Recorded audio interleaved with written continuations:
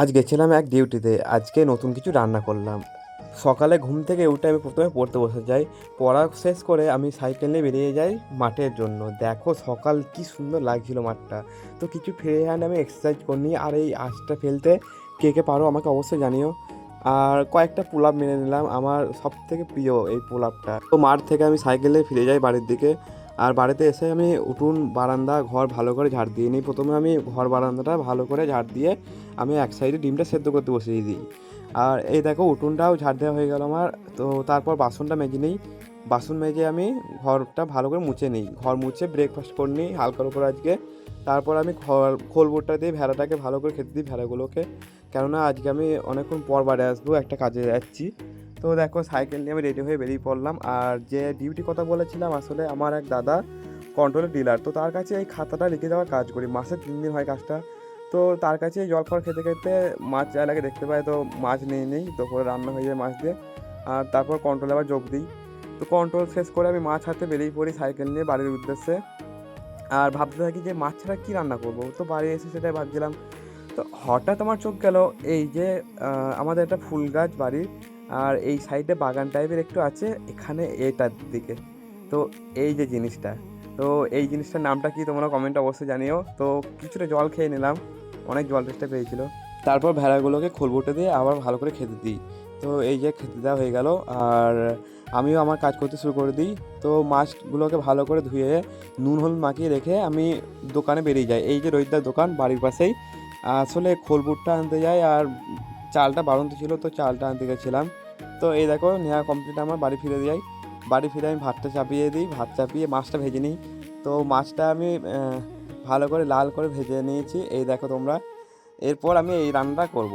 প্রথমে এটাকে আমি অর্ধেক করে ছোটো ছোটো কেটে এর খোসাটা ছাড়িয়ে নিই। তারপরে চার ফাড়া করে জলের মধ্যে রেখে দিই। এরপর কাঁঠালের আঁটি থেকে খোসাগুলো ছাড়িয়ে জলের মধ্যে দুভাগ করে রেখে দিই। তো তারপর পটলটাও খোসা ছাড়িয়ে ছোটো ছোটো করে কেটে সাইডে রেখে দিই। আর ভাতের ফ্যানটাও উপর করতে দিয়ে দিই। এই যে এগুলোর মধ্যে একটু লবণ দিয়ে আমি ভাপাতে দিয়ে দিই এক সাইডে।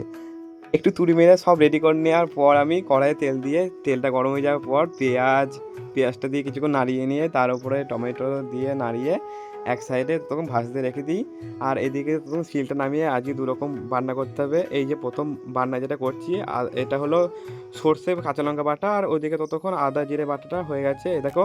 তো এর মধ্যে আদা জিরে বাটা দিয়ে নুন হলুদ লবণ দিয়ে একটু জল দিয়ে নাড়িয়ে নেওয়ার পর যখন বেশি করে জল দিয়ে দিই, তো জলটা যখন ফুটে উঠলো মাছটাও ছেড়ে দিই এর মধ্যে। তো কিছুক্ষণ ঢাকা দিয়ে নামানোর পর এই দেখো কালারটা দেখো কত সুন্দর হয়েছে। তো দেখে বলো কেমন লাগছে। আর এদিকে তো তখন ভাপানো হয়ে গেছে এটা। তো এটাকেও আমি নামিয়ে নিই সারার সাহায্যে। তো ফুটু ঝাঁঝুতে নামিয়ে ঠান্ডা হয়ে যাওয়ার পর হাত দিয়ে টিপে জলগুলো বের করে দিই। আর পাঁচফোড়ন দিয়ে আমি কাঁচা লঙ্কাটা দিয়ে দিই। এরপর কড়াইয়ে পাঁচফোড়ন দিয়ে পটলটা নুন হলুদ দিয়ে ভালো করে মাখিয়ে চাপা দিয়ে কষিয়ে নিই। কষিয়ে নেওয়ার পর বাকি সরঞ্জাম দিয়ে চিনি দিয়ে এই যে নামিয়ে নিই, আমার রান্না রেডি। এরপর বাসনগুলো কলের পাড়ে নামিয়ে নিই, যেহেতু খাওয়ার আগে আর বাবা স্নান করতে গেছে ঘাটে, তার জন্য আমি বাসনগুলো মেজে নিই। আর বাবা চলে আসলো বাসন মাজতে মাজতে। তো আমি ভাতটা বেড়ে দিলাম, এই দেখো বাবাও খেতে বসলো, তৃপ্তি করে খাচ্ছে। আর আমিও একটা বাইট নিয়ে নিলাম। সত্যি খেতে খুব সুন্দর হয়েছিল। তো এরপর ঘরটা ভালো করে মুছে নিলাম, একটু জায়গাটা মুছে নেওয়ার পর আমি রেডি হয়ে কন্ট্রোলের জন্য বেরিয়ে যাই। কন্ট্রোল দেওয়া শেষ করে ওকে পড়ানোর টাইম হয়ে যায়, তাই ওকে পড়াতে চলে আসি। আর এই যে পড়ানো শেষ করে যখন বাড়ি ফিরি, এখন টাইম হচ্ছে 9:33। তো বাড়ি ফেরার পথে দাদার দোকান থেকে ডিম এনে রাত্রে ডিমটা ভেজে নিই। আর এই যে দুপুরে তরকারি দিয়ে রাত্রে খাওয়াটা সেরে নিই। তো আমার মতন কে কে রাত্রে ডিম ভাজি দিয়ে ভাত খেয়ে জানিও। আর চলো, গুড নাইট। আর লাইক কমেন্ট শেয়ার করতে ভুলো না যেন। টাটা।